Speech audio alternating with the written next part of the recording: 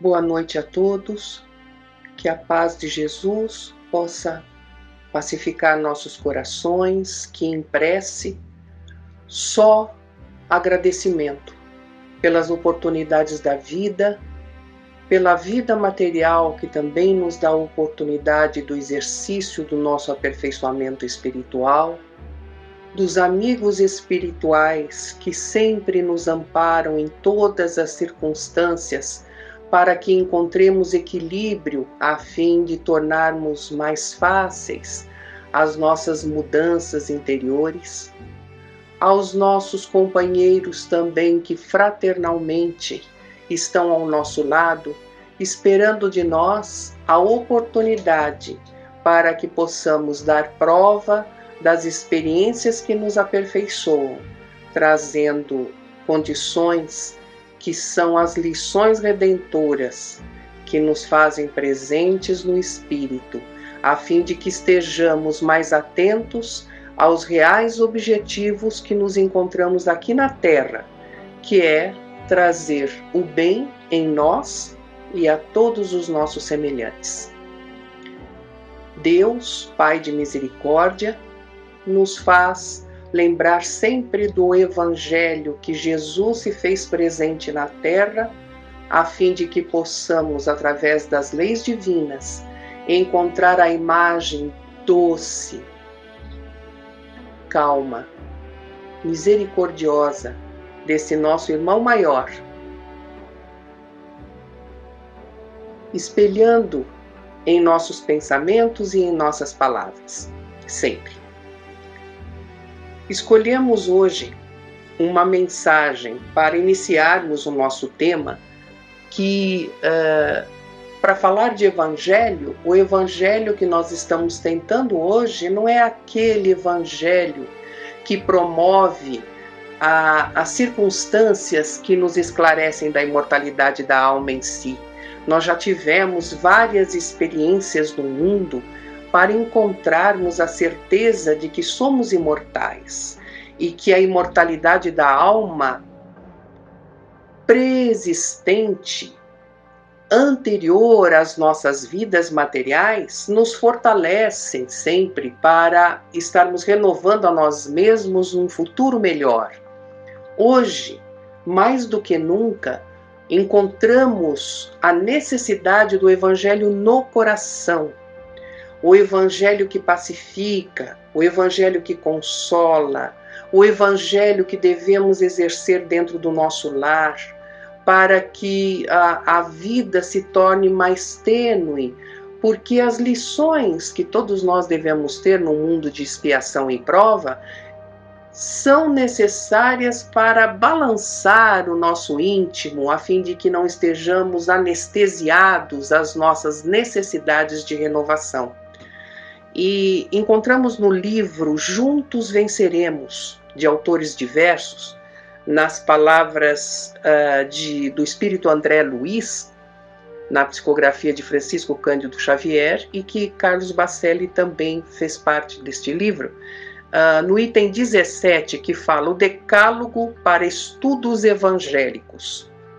Como devemos fazer o Evangelho? Como devemos estudar juntos? Né? Então, André Luiz, ele nos coloca 10 itens, de forma simples e extremamente esclarecedor. Primeiro, peça a inspiração divina e escolha o tema evangélico destinado aos estudos e comentários da noite. Fazendo o Evangelho no lar, nós fazemos a nossa prece, porque a prece supera as tensões vibratórias do planeta e nos faz entrar em contato com espíritos superiores que podem nos inspirar ao tema a ser estudado aquela noite, que sem dúvida vai ser a lição que nos esclarece e que nos consola, não é? 2. Não fuja ao espírito do texto lido. Por que ele pede isso? Porque se nós estendermos muito o estudo, indo além daquilo que está sendo proposto dentro do tema do Evangelho, além das pessoas perderem, às vezes, a atenção necessária, a concentração para o estudo, às vezes divagamos em outras considerações que acabam se perdendo em tantas informações. Item 3. Fale com naturalidade. Não precisamos nos impor, termos exercício de oratória para poder ler o Evangelho. Evangelho vem do sentimento, não vem da técnica. 4. Não critique a fim de que a sua palavra possa construir para o bem. Se estivermos lendo um tema qualquer do Evangelho e lembrarmos de uma pessoa que talvez fosse interessante que ela estivesse assistindo ou ouvindo essa palestra que fazemos do Evangelho no Lar, não lembremos com forma crítica destrutiva, ou aquela que ofende, ou aquela que direciona como se os erros fossem alheios a nós. 5. Não pronuncie palavras reprováveis ou inoportunas, suscetíveis de criar imagens mentais de tristeza, ironia, revolta ou desconfiança. Não é momento de lembrar de brigas familiares, de problemas políticos, de resoluções sociais na hora do Evangelho. O Evangelho serve para solidificar em nós os temas necessários de sentimento para que encontremos fraternalmente as vibrações superiores que nos fortaleçam o equilíbrio. 6. Não faça leitura em voz alta além de 5 minutos para não cansar os ouvintes. Muitas vezes a gente vê amigos do Evangelho dizendo assim que as crianças não param, não dá nem para fazer o Evangelho direito porque as crianças ficam brincando, fazendo muita bagunça. Uma vez o Chico explicou-nos que seria interessante colocar as crianças com um brinquedo ou até com uma lata de biscoito, e enquanto elas comem, nós fazemos o Evangelho. Não é desrespeito, mas colocar dentro da maturidade infantil a condição necessária para que elas possam ficar mais calmas, a fim de que tenhamos condições de entrar em sintonia superior, não é? 7. Converse ajudando os companheiros, usando caridade e compreensão. Não usemos do Evangelho a lei que fere, né? Ou a lei que exige como uma autoridade suprema, como se fazia em tempos anteriores da história, né? A gente enxergar Deus como aquele Deus que pune, aquele Deus que é extremamente forte e na condição de que a gente tem o sentimento temerário, né, deste ser supremo que é só amor. 8. Não faça comparações a fim de que seu verbo não venha a ferir alguém. Importante no Evangelho não falarmos que alguém é assim, como o Evangelho diz, e outra pessoa não é. Não estamos aqui para avaliar, e muito menos a função do Evangelho no Lar tem esse objetivo. 9. Guarde tolerância e ponderação. Paciência, mesmo que as pessoas tenham dificuldade de compreensão dentro de nossa casa, mesmo que as crianças ainda tenham dificuldades de estarem concentradas nesse trabalho lindo que devemos desenvolver em todos os espíritos encarnados. 10. Não retenha indefinidamente a palavra. Outros companheiros precisam falar na sementeira do bem. Aprendamos a compartilhar, que um filho possa fazer a prece, que a esposa ou o esposo possa fazer o comentário complementar, que um inicie a leitura, que o outro finalize. Assim, todos nós somos partífices do crescimento espiritual em conjunto. Que esta mensagem possa ser a fortaleza em nossos corações.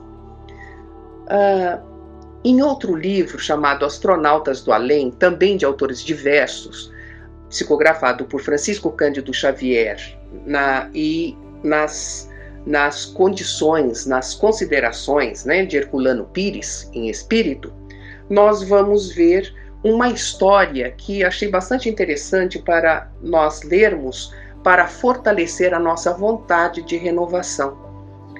Diz o Chico que antes da reunião pública, que eles se reuniam em 4 pessoas, junto com ele, né, no total de 5, eles iam sempre numa cidade vizinha visitar uma criança doente.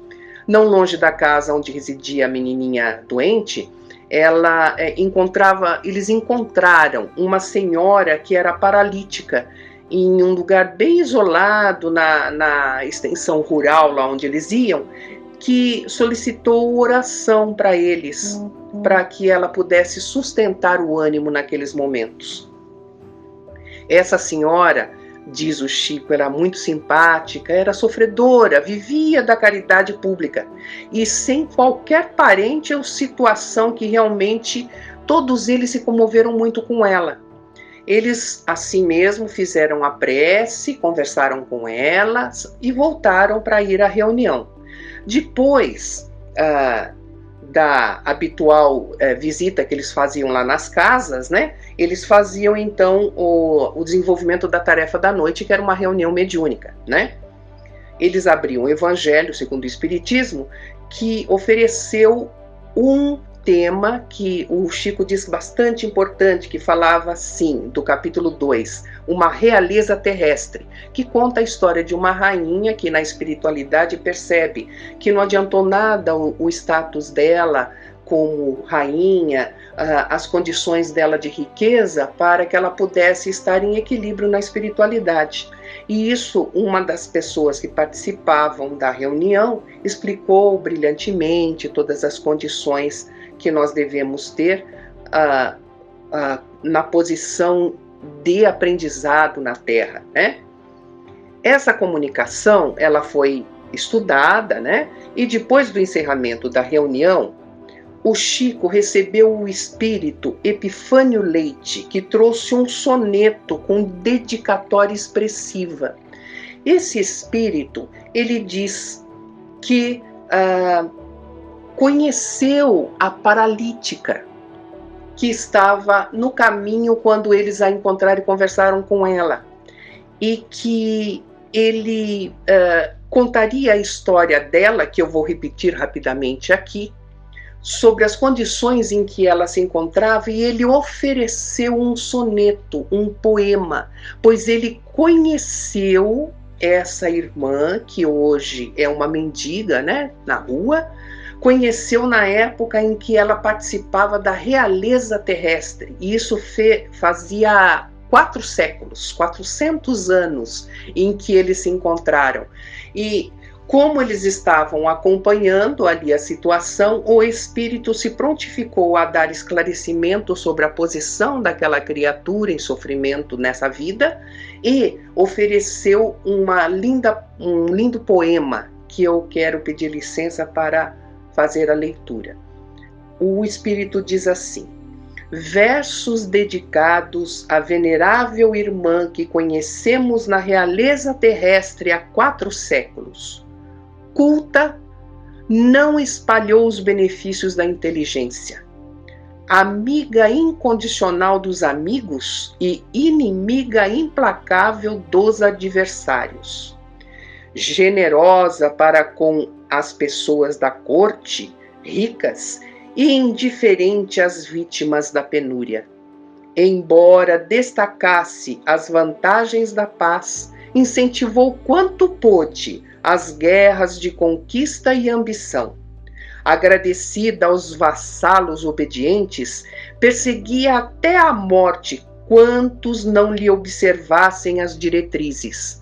Amada e odiada, alcançou o mais além, isso quer dizer, desencarnou, né?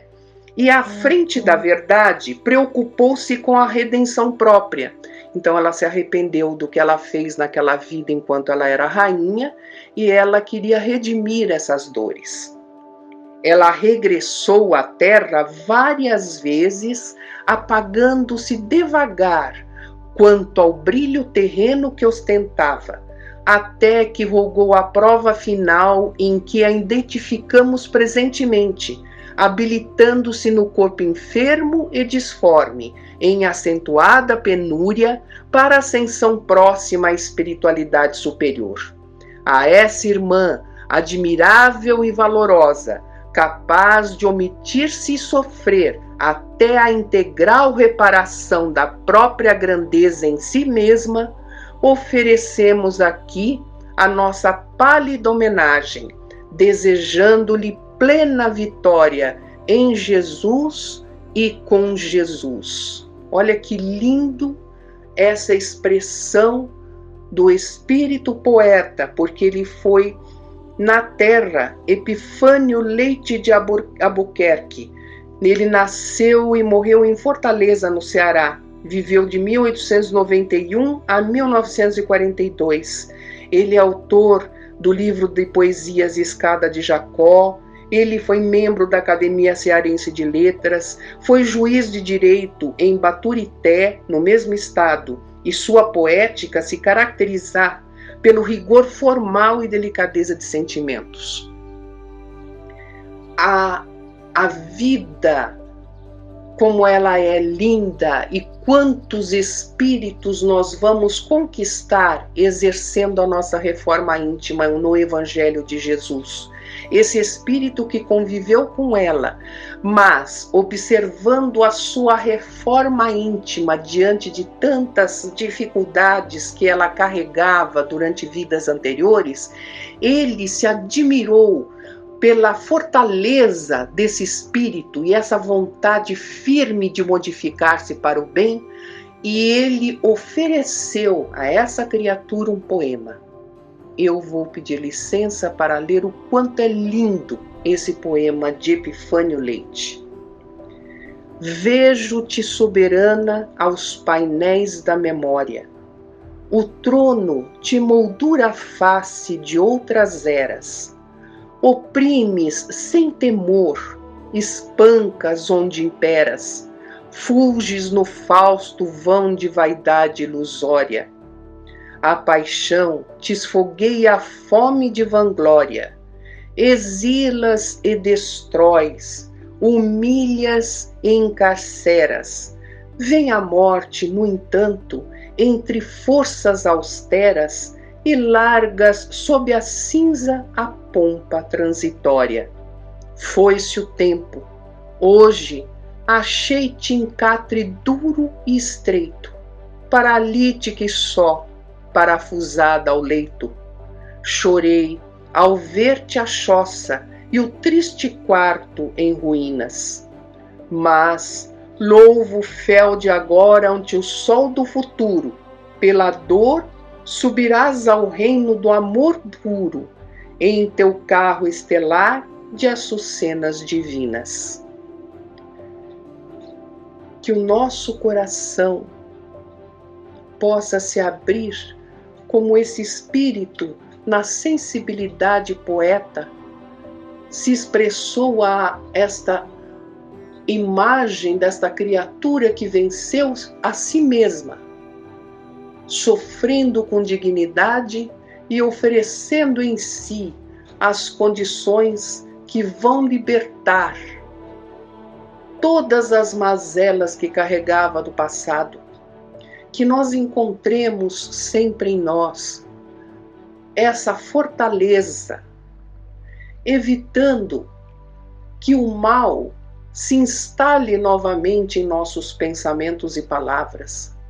Que diante desta lição redentora que nos foi oferecida num período de renovação da terra, que é este germe que se espalha no mundo, trazendo o alerta das dificuldades que ainda encontramos em nós, para oferecer o que também dentro em essência encontramos, que é a dignidade cristã que todos nós trazemos. Senhor Jesus, que a tua paz possa espargir em nossos espíritos a condição da esperança, que possamos ser dignos da orientação dos fraternos companheiros estelares, que eles possam, nos momentos mais difíceis de nossa renovação, estarem ao nosso lado, e que nós, conscientes de nossas responsabilidades, porque caberá a cada um a sua obra, semeando no esforço, no suor, na coragem, na perseverança, o Evangelho de Jesus, para que possamos ser, futuramente, mensageiros do amor, mensageiros da paz, em Jesus e com Jesus. Muita paz a todos.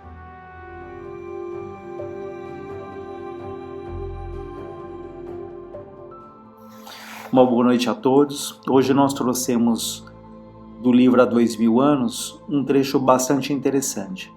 Aliás, esse livro é uma das mais belas obras aí da literatura espírita, que traz ali a trajetória de Públio Lentulus, né? Públio Lentulus era um senador romano, que sabemos que foi uma reencarnação de Emmanuel, e ele tem ali a sua trajetória ao lado da Lívia, que é um espírito de uma grandeza impressionante, né? Um exemplo ali, se queremos saber o que é um grande espírito, o que é ali a humildade, o que é a fé, nós vamos encontrar na figura de Lívia a expressão desses adjetivos, dessas qualidades. E aqui é um momento em que Públio Lentulus e a esposa Lívia, eles estão na casa de Pôncio Pilatos. Eles estavam falando a respeito da cidade de Nazaré, que era a cidade em que Públio procurava ali uma residência para que ele se instalasse. E nesse momento em que eles estavam falando de Nazaré, Sulpício Tarquínios, que era um guarda de extrema confiança ali de Pôncio Pilatos, ele interrompe a conversa deles e diz: "E por falar de Nazaré, já ouvistes falar do seu profeta?" Né? Uma referência ali a Jesus. Nazaré possui agora um profeta que vem realizando grandes coisas. "Que é isso, Sulpício?" perguntou Pilatos ironicamente. "Pois não sabes que dos judeus nascem profetas todos os dias? Acaso as lutas do templo de Jerusalém se verificam por outra coisa, né? Por outro motivo? Todos os doutores da lei se consideram inspirados pelo céu, e cada qual é dono de uma nova revelação. Mas esse Senhor é bem diferente", diz Sulpício. "Estarás acaso convertido a uma nova fé?" pergunta Pilatos. "De modo algum", responde Sulpício, "mesmo porque compreendo o fanatismo e a obcecação dessas miseráveis criaturas. Mas fiquei realmente intrigado com a figura impressionante de um galileu ainda moço, quando passava alguns dias por Cafarnaum. Ao centro de uma praça, acomodada em bancos improvisados, feitos de pedra e de areia, vi considerável multidão que lhe ouvia a palavra em êxtase de admiração e comoção. Eu também, como se fora tocado de uma força misteriosa e invisível, e sentei-me para ouvi-lo." É interessante esse ponto, porque o que nós sabemos é que era impossível que qualquer pessoa tivesse um contato pessoal com Jesus e não se sentisse altamente impressionado pela sua figura, né? Não só pelos traços fisionômicos que a gente vai perceber em detalhes daqui a pouco, mas sobretudo pela vibração que emanava, pelo amor, pelo carinho, né? A voz dele era saturada desse magnetismo superior que ali impressionava a todos aqueles que tinham essa oportunidade de um contato mais direto com ele. Então Sulpício diz: "Eu, como se fora tocado de uma força misteriosa e invisível, e sentei-me para ouvi-lo. De sua personalidade extraordinária de beleza simples, vinham não sei que, dominando a turba que se aquietava de leve, ouvindo-lhe as promessas de um eterno reinado. Seus cabelos esvoaçavam as brisas da tarde mansa, como se fossem fios de luz desconhecida nas claridades serenas do crepúsculo. De seus olhos compassivos parecia nascer uma onda de piedade e comiseração infinitas. Descalço e pobre, notava-se-lhe a limpeza da túnica, cuja brancura se casava à leveza dos seus traços delicados. Sua palavra era como um cântico de esperança para todos os sofredores do mundo, suspenso entre o céu e a terra, renovando os pensamentos de quantos o escutavam. Falava de nossas grandezas e conquistas como se fossem coisas bem miseráveis. Aqui ele está falando das grandezas dos romanos, né, que tinham tanto orgulho ali dos territórios que conquistavam, dos títulos, das honrarias. Ele diz que aquele homem, que era Jesus, falava dessas grandezas como se fossem coisas bem miseráveis. Fazia amargas afirmativas acerca das obras monumentais de Herodes em Sebasto, asseverando que acima de César está um Deus todo-poderoso, providência de todos os desesperados e de todos os aflitos. No seu ensinamento de humildade e de amor, ele considera todos os homens como irmãos bem-amados, filhos desse Pai de misericórdia e justiça que nós não conhecemos. Então Jesus vinha trazer ali nas suas palavras muita esperança para um povo extremamente sofrido, né? Um povo que sofria muitas vezes a própria escravidão, uma cobrança excessiva ali de impostos. Então Jesus trouxe ali uma nova mensagem de um Deus único, né? Não ali dos deuses domésticos que os romanos tanto cultuavam, mas de um Pai ali de amor, de justiça, de misericórdia. A voz de Sulpício estava saturada do tom emocional característico dos sentimentos filhos da verdade. O auditório se contagiara, né? As pessoas que estavam ali na casa de Pilatos se contagiaram da comoção da sua narrativa, escutando-lhe a palavra com maior interesse. Pilatos, todavia, sem perder o fio das suas vaidades de governador, interrompeu exclamando: "Todos irmãos, isso é um absurdo. A doutrina de um Deus único não é novidade para nós outros, nessa terra de ignorantes, mas não podemos concordar com esse conceito de fraternidade irrestrita. E os escravos? E os vassalos do império? Onde ficam as prerrogativas do patriciado?" Ou seja, para Pilatos era inadmissível alguém que falasse que todos eram iguais, que o patriciado ali não teria privilégios sobre a plebe, sobre o povo mais simples. Então alguém que falava em igualar que todos eram irmãos, isso para ele seria inadmissível. O que mais me admira, porém, Pilatos continua dizendo, é que sendo tu um homem prático e decidido, te tenha deixado levar pelas palavras loucas desse novo profeta, misturando-se com a turba, né, com o povo para ouvi-lo. Não sabes que a anuência de um lictor é esse guarda aí de confiança, né? Não sabe que a anuência de um lictor pode significar enorme prestígio para as ideias deste homem? Senhor, respondeu Sulpício, desapontado, eu próprio não saberia explicar a razão das minhas observações daquela tarde.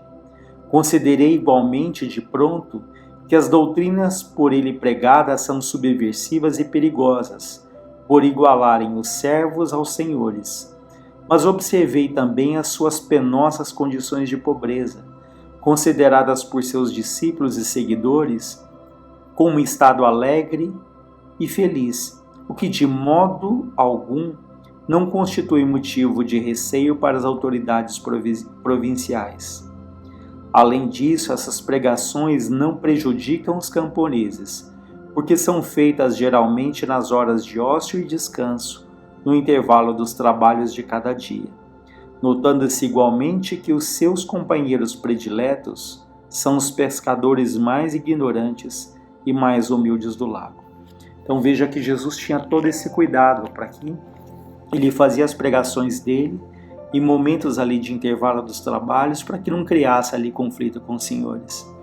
E é interessante lembrar também que multidões a cada dia se avolumavam ali para ouvi-lo. E obviamente numa época em que ele só tinha a própria voz, né? Hoje temos recursos impressionantes de tecnologia, que os alto-falantes, mas naquela época não.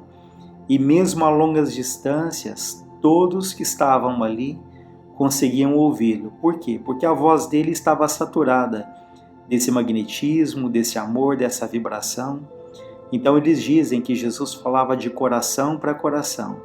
Então mesmo que pessoas estivessem naquela multidão a grande distância, todos o ouviam e o entendiam, mesmo que Jesus falasse numa língua diferente, porque havia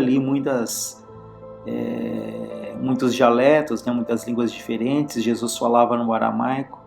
No entanto, mesmo aqueles de outras regiões que falavam línguas diferentes, o entendiam perfeitamente, porque, como se diz, ali era de coração para coração. Todos então sentiam a vibração que emanava de cada palavra ali de Jesus. E Pilatos continua dizendo: como te deixastes empolgar assim por este homem? Retornou Pilatos com energia. Enganai-vos quanto a isso, responde-lhe Sulpício. Não me sinto impressionado como supondes, tanto assim que, notando-lhe a originalidade simples e formosa, não lhe reconheço privilégios sobrenaturais, e acredito que a ciência do império elucidará o fato que vou narrar, respondendo à vossa arguição, né, a vossa pergunta ali do momento. Não sei se conheces Copônio, um velho centurião destacado da cidade a que me referi, mas cumpre-me cientificar-vos do fato por mim observado. Depois que a voz do profeta de Nazaré havia deixado uma doce quietude na paisagem, o meu conhecido apresentou-lhe o filhinho moribundo, doente, implorando caridade para a criança que agonizava. Viu elevar os olhos radiosos, vi aquele homem que era Jesus, elevar os olhos radiosos para o firmamento, como se obsecrasse a bênção dos nossos deuses.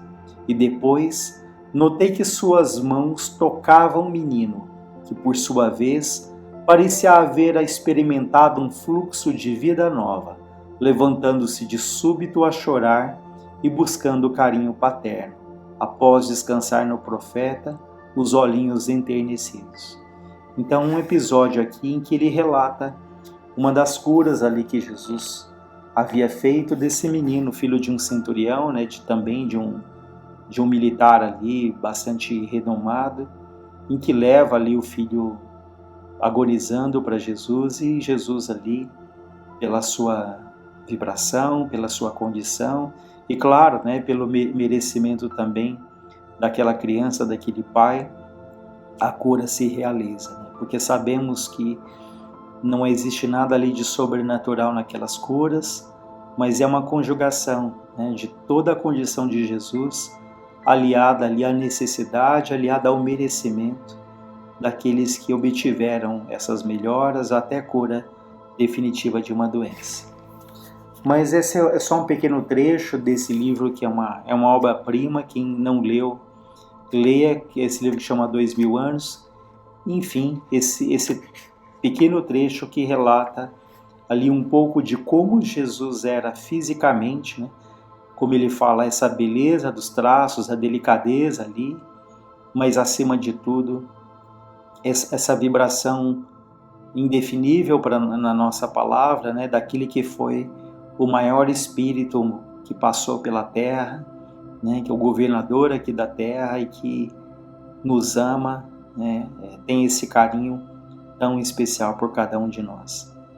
Então, quem puder ler esse livro, que vale muito a pena. É só um pequeno trecho do muito que há contido aqui de ensinamento, de Públio Lentulus, de Lívia e, acima de tudo, passagens ali de Jesus que nos trazem esse ensinamento tão rico, tão generoso que ele nos oferta.